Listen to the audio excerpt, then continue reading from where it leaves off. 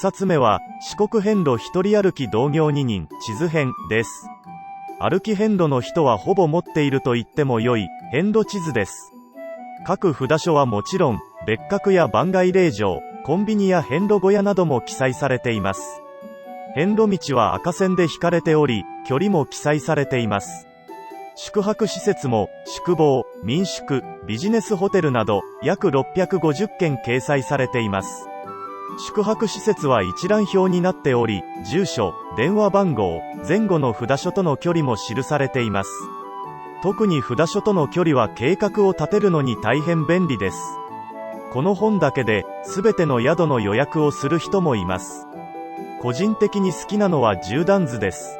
地図だと高低差が分かりにくい場合がありますが、縦断図だと一目瞭然です。難所が可視化されげんなりしますね。注意点として、この地図はやや癖があります。必ずしも北が上ではなく、方位が地図によってバラバラなのです。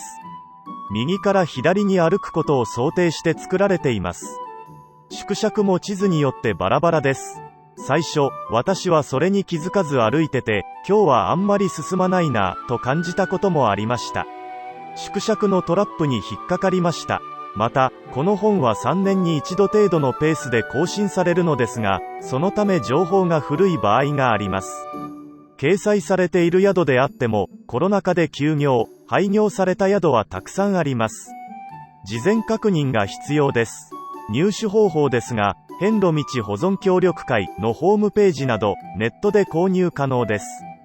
霊山寺や善通寺など、一部の札所の農協所や、売店、巡拝用品店でも販売しているようです。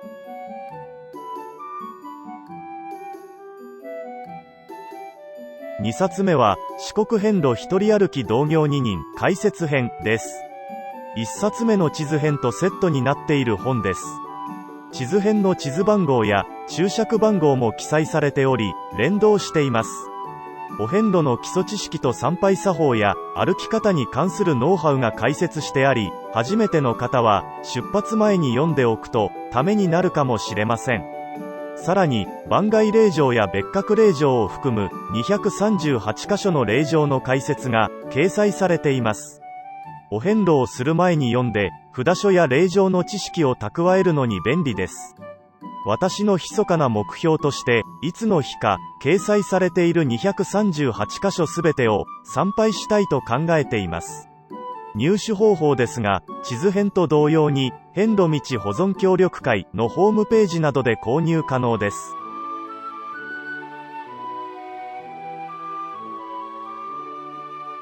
3冊目は、四国ジャパン88ルートガイドです。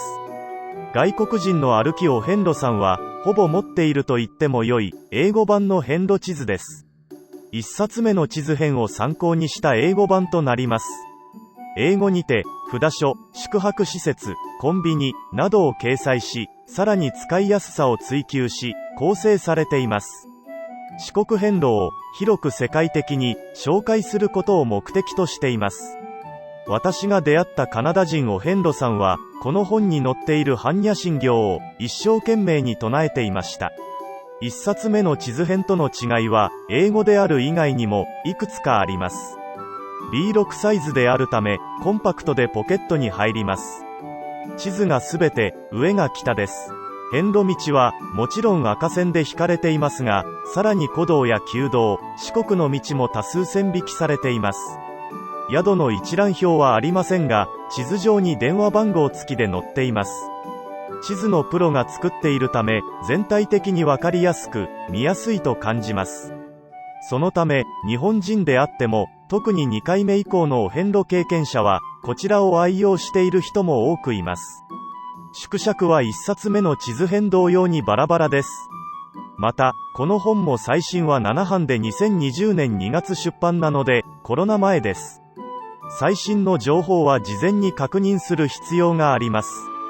入手方法ですが、四国遍路一人歩き同行二人と同様に、遍路道保存協力会のホームページなどで購入可能です。外国人はもちろん、より詳しく遍路道を知りたい日本人は、持っていて損はない本です。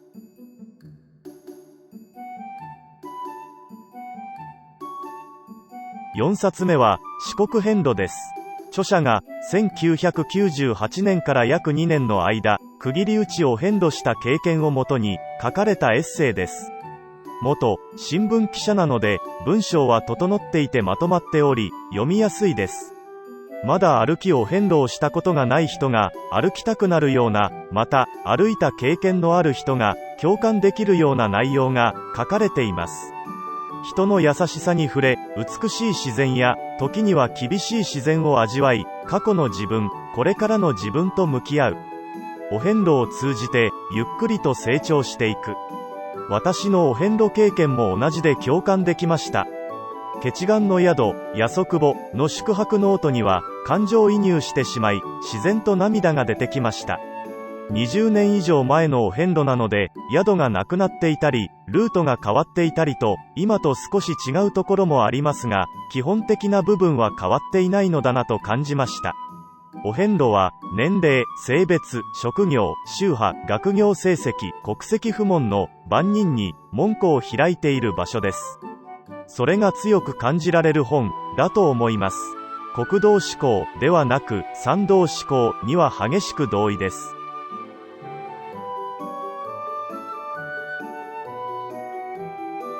5冊目は総理とお遍路です。元総理である菅直人の足掛け10年お遍路体験記です。穂積記事の売店で本を見かけて1回目のお遍路の後購入し読んでみました。この本を読むまでは正直全部歩いてるわけがないだろう、単なるパフォーマンスだったのだろうと思っていました。しかしこの本を読むと単純にお遍路に興味を持ち、そして確かに全部歩いたのがわかります。有名人の弊害や接待はあるものの、お遍路の仕方は普通の歩きお遍路さんと同じスタイルで巡ったんですね。くるぶしより下が熱を帯びて夜寝られないとか、せっかく登ったのに一旦下ってまた登らないといけない道が気分的にきついとか、お遍路あるあるの苦労、感想が共感できます。お遍路の出来事と政治家の出来事の年表などあり、政治家お遍路さんならではの部分が特徴的です。1日の歩いた距離や参拝した札所、泊まった宿も全て記載されているので、自分の経験と比較するとより楽しめます。いくつか同じ宿に泊まっているのがわかり、そういえば宿にサイン色紙が飾られていたのを思い出しました。残念なのはお遍路の最初の記録は詳しいのだが、最後の方ははしょっていて政治の話が多い点です。